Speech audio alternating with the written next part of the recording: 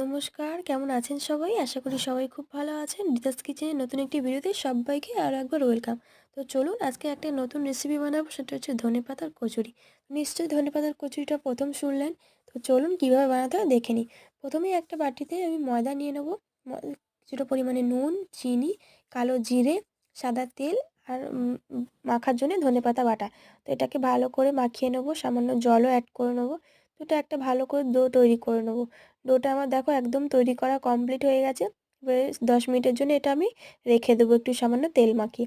তো আমার দেখো লেচিও করা হয়ে গেছে। এবার এটাকে আমি বেলে নেবো। তো একটা কড়াই বসিয়ে দিয়েছি, কড়াইটা গরম হলে সামান্য তেলটা গরম হয়ে গেলে ওটার মধ্যে আমি কচুরিগুলো এক এক করে ভেজে তুলে নেবো। তো দেখো কত সুন্দর এটা ফুলেছে, লাল লাল হয়ে গেছে। তো এটাকে তুলে নেবো। তো এরমভাবে আরও কটা আমি ভেজে তুলে নেবো। তো এইভাবেই করতে হবে ধনেপাতার কচুরি। তো তোমরাও বাড়িতে এইভাবে ট্রাই করে দেখো, অবশ্যই কিন্তু খুব ভালো হবে খেতে। আর কে কোথা থেকে দেখছো আমাকে কমেন্টের মাধ্যমে জানিও। আমার চ্যানেলে নতুন হয়ে থাকলে চ্যানেলটাকে সাবস্ক্রাইব করে পাশে থেকো নতুন নতুন ভিডিও পাওয়ার জন্য। আর আমার পেজে দেখলে পেজটাকে ফলো করে দিও। দেখা হবে নেক্সট কোনো ভিডিও।